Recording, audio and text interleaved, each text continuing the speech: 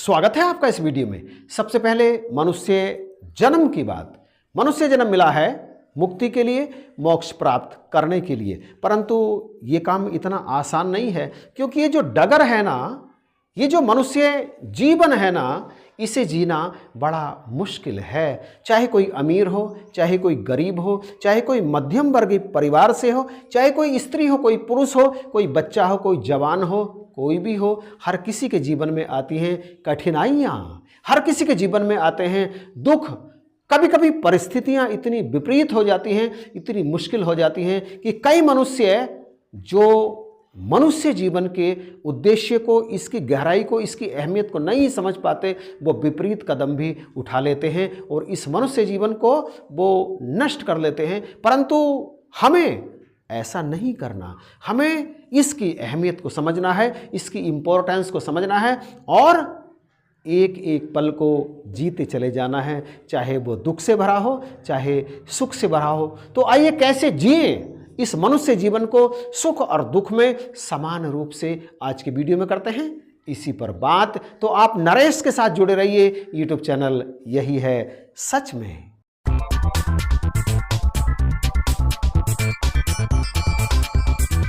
सुनहु भरत भावी प्रबल, बिलख कहूँ मुनिनाथ। लाभ हानि जीवन मरण, जस अपजस विधि हाथ।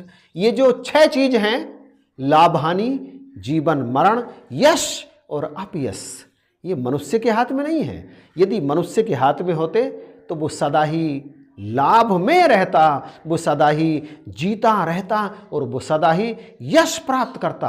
परंतु ना चाहते हुए भी जीवन में कई बार आ जाता है अपयश, कई बार हो जाती है हानि और मरण तो होता ही है।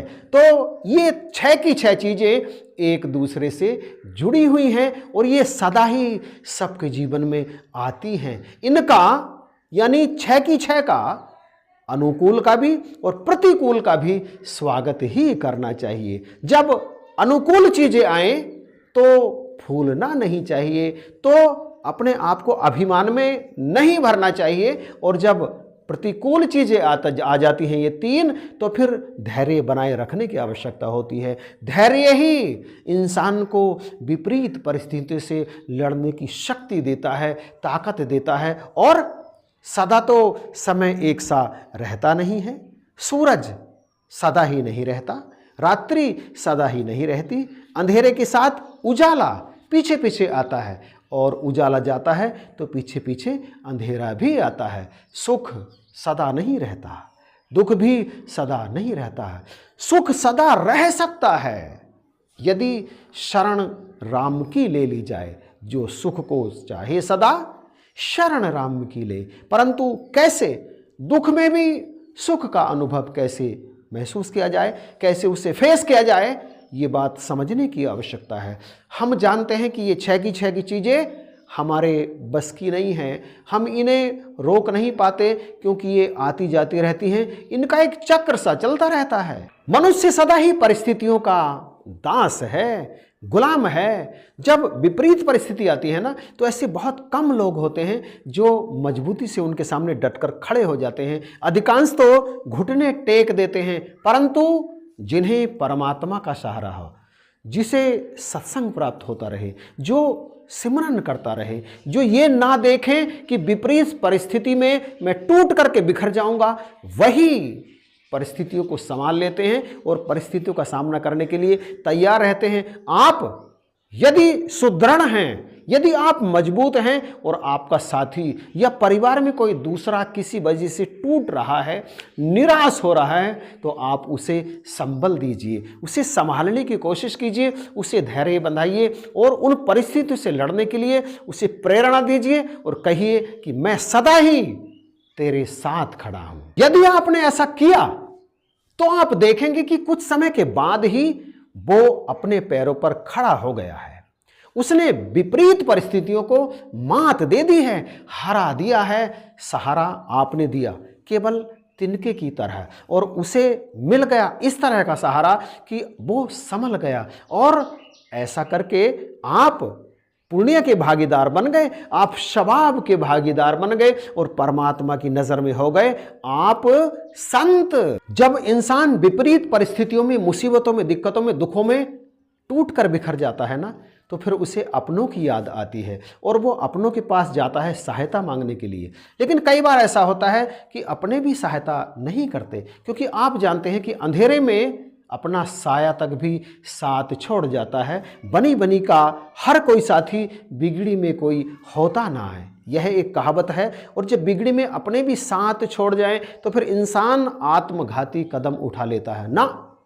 यही रुक जाइए, बिगड़ी में आत्मघाती कदम मत उठाइए, क्योंकि जीवन है अनमोल, द्वारा नहीं मिलेगा पक्का फल।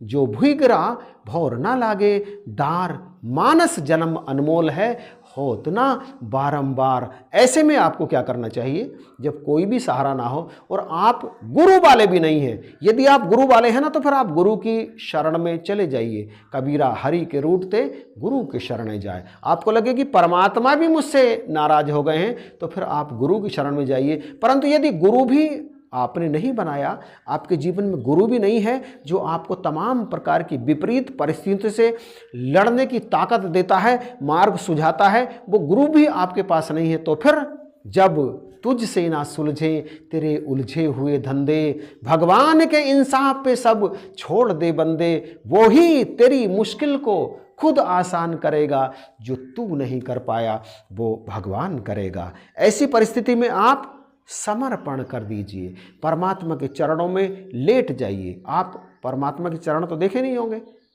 तो आप जो भी कुछ करते हैं, जिस तरह से भी करते हैं, आप परमात्मा के सामने अपने आप को समर्पित कर दीजिए। कह दीजिए कि मैं तो हार गया, मैं तो थक गया, मैं तो व्यथित हो गया, मैं करूं तो करूं क्या, आप मुझे कोई मार्ग सुझाइए। फिर आप देखेंगे कि कुछ ही दिनों के बाद आपको अनायास ही, चाहे किसी इंसान के माध्यम से, किसी आपके दिमाग से निकली तरकीब के माध्यम से, कोई ऐसी योजना आपके दिमाग में जरूर आ जाएगी, ऐसा रास्ता आपको जरूर मिल जाएगा जो आपकी परिस्थितियों को समाप्त करता चला जाएगा, आपको उजाले में लाता चला जाएगा। आपकी मुसीबतें धीरे धीरे कटनी शुरू हो जाएंगी, क्योंकि जो बात दास ने पहले कही, सदा दिन एक से नहीं रहते, दिन बदलते रहते हैं। ये प्रकृति का, ये परमात्मा का नियम है कि सदा ही दिन नहीं रहता, सदा ही रात नहीं रहती, सदा ही सुबह नहीं रहती, सदा ही शाम नहीं रहती। उसी तरह से सदा ही दुख नहीं रहता, सदा ही सुख नहीं रहता, सदा ही इंसान एक सा नहीं रहता, दिन बदलते रहते हैं। यदि आपके जीवन में भी वही दौर चल रहा है, परेशानियों का, दुखों का, मुसीबतों का, दिक्कतों का, तो फिर घबराइए मत, धैर्य को बनाए रखिए, पेशेंस को तोड़िए मत ना, समाप्त मत होने दीजिए, क्योंकि उजाला तो है, सुबह की नई किरण तो जरूर निकलेगी। अभी कुछ दिन पहले दास की दिल्ली के एक निरंकारी महात्मा से बात हुई मोबाइल पर।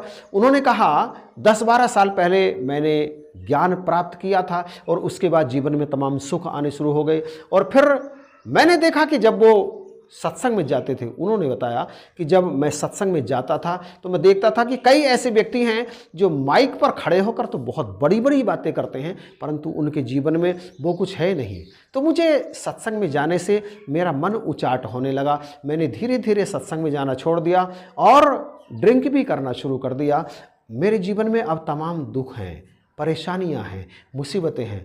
तो भाइयों बहनों, यदि किसी के जीवन में ऐसा कुछ है तो उसने सत्संग में जाना छोड़ दिया है, इस कारण कि वो व्यक्ति सत्संग में जाता है वो तो सुधर ही नहीं रहा है, बोलता तो बहुत है परंतु उसके जीवन में वो चीज़ है नहीं, तो फिर आप क्यों परेशान होते हैं? जीवन उसका है ना, कर बह रहा है, आपके अंदर क्यों परेशानी उत्पन्न हो रही है? परमात्मा को हिसाब आप उसका देंगे या अपना देंगे? वहाँ ये बात नहीं चलेगी मैंने सत्संग में जाना इसीलिए छोड़ दिया था क्योंकि सत्संग में आने वाला वह व्यक्ति मुझे पसंद नहीं था, उसकी एक्टिविटीज़ मुझे पसंद नहीं थी, उसका दिखावटपन मुझे पसंद नहीं था। ये बात नहीं चलेगी, आपने अपना हिसाब देना है। आप सत्संग में जाइए, ठीक टाइम पर जाइए, सत्संग सुनिए, विचार सुनिए और चले आइए। गद्दी से जो विचार आते हैं वो सतगुरु के विचार होते हैं, आप उन्हें हूबहू अपने जीवन में उतार लीजिएगा।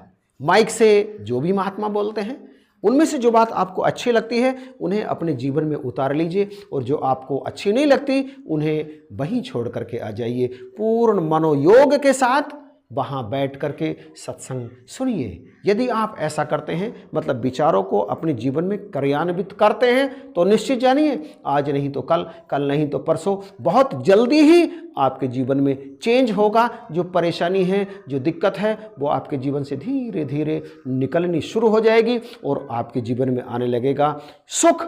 ये पूरी तरह से इनके ऊपर निर्भर है कि ये आपको सुखी देखना चाहते हैं और सुखी आपको करना चाहते हैं। तो इन्हीं शब्दों के साथ दास आपसे इजाज़त चाहेगा। जय हिंद, नमस्कार और प्यार भरी धन्यवाद।